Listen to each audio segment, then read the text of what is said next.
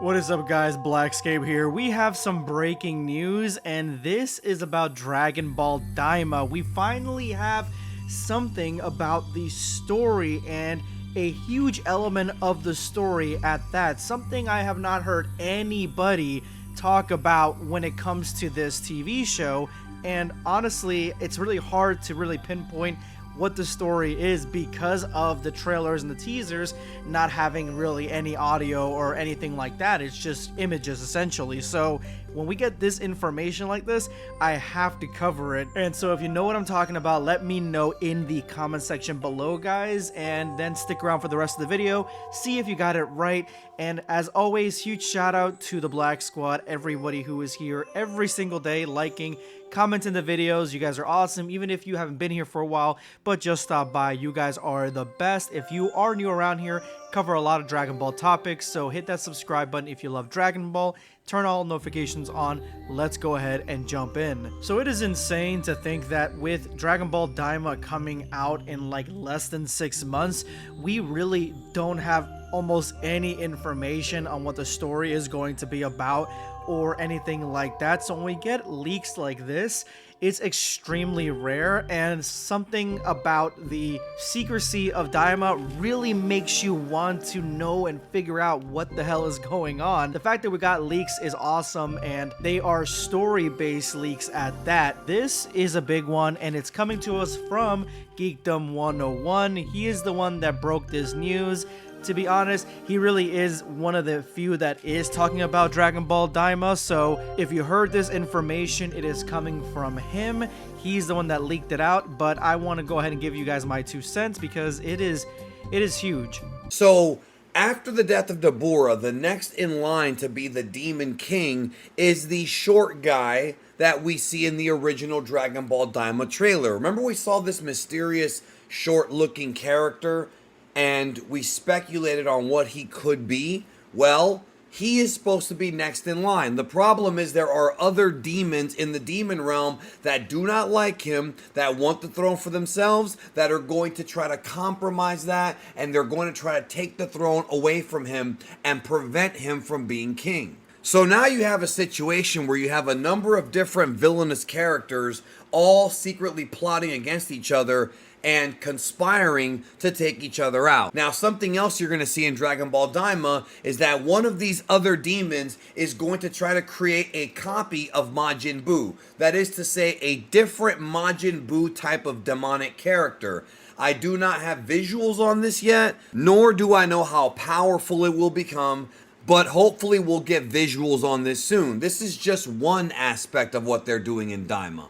So there you have it, guys. Dragon Ball Daima's story, at least a huge element of that, is being told to us, and it is all about one of my favorite characters in Dragon Ball, Dabura. And I just made a video talking about Trunks versus Dabura and how that impacts the future that Trunks and Mai end up going to in the Dragon Ball Super manga. So Dabura is a huge part and still plays a huge part in the story till this day. The fact that he's got such a huge imprint on the Dragon Ball Daima storyline is incredible, but it definitely marks exactly what's been going on with Dragon Ball as of recently, and kind of what Akira Toriyama has set up, because just like Geekdom said in his video, in Dragon Ball Z, we get Goku defeating the Red Ribbon Army, and an echo from that is the Cell arc. That is an echo from that storyline.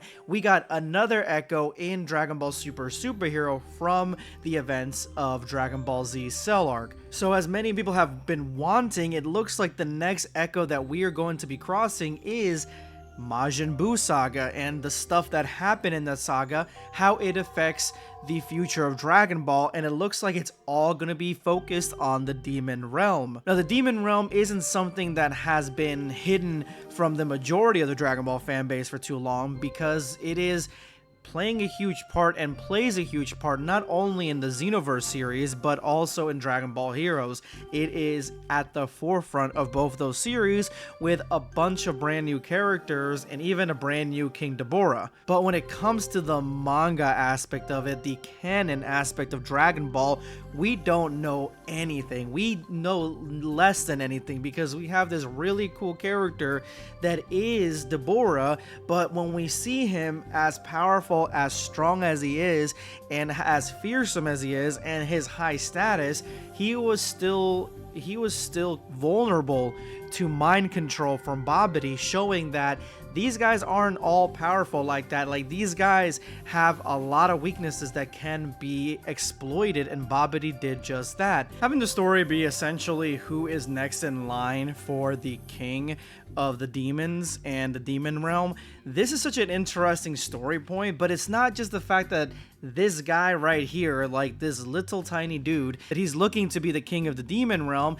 It is the fact that he is essentially being challenged by a mess of other demons. I think it's really cool to have all these demons facing off against each other to try to get this title. And again, having Goku and Vegeta and everybody on Earth be trapped in the middle of it, it is an interesting direction to take this story, one which I haven't heard anybody even mention at all. Honestly, I didn't really know who those guys were. I figured they were minions of some kind, but it seems like they're not. And, you know, Geekdom 101, he has been right on a lot of different things when it comes to this Dragon Ball Daima specifically, but also other stuff in the past. And so, I mean, I would say take this with a grain of salt. Like, this is the storyline that we're going to be getting, but at the exact same time, there is a lot of truth that could be seen in these leaks. And it makes sense to me. I mean, if this is the focus of it, we saw this guy looking at the stuff from the Buu saga, and with him being so interested in the events of the Buu saga, it makes a lot of sense that this is the direction the story was going to go ultimately anyway. And another part of this leak is that one of these demons is going to create almost like a Majin Buu-esque sort of warrior, some sort of monster of some kind that is, I mean, I'm assuming is going to be strong enough to at least face off against child versions of our heroes, and could be the big bad of this series. Now, we don't know if it's this guy, and we don't really know who his attendant is and why he would need one, even though from my opinion it looks like almost like a Supreme Kai type of relationship where they get like that +1, or even more, it could be like a Beerus and Whis type of situation they got going on, and this guy could be the Makaioshin that Akira Toriyama talked about so long ago. Personally, to me, I like this storyline a lot, but the biggest problem to me is that we are basically simplifying a lot of the designs for like the next versions of Dragon Ball characters, especially the villains. I mean, Cell Max was just literally semi-perfect Cell, and when you look at this guy right here, he looks just like basically what they did with Xeno. It's just a very simple, very kiddish type of design, and I'm hoping that at least the monster looks a lot cooler than this. It's been a long time since we've had a cool new character, and I would like to see something in the vein of Deborah, or even some of the characters, the demon characters in Dragon Ball Heroes or Dragon Ball Xenoverse. But anyway, guys, let me know what you guys think of these leaks. Again, full shout out to Geekdom. He's the one that broke this leak. And yeah, let me know what you guys think, and if you guys are excited for Dragon Ball Daima. This is going to be BlackScape signing off. Take care, guys.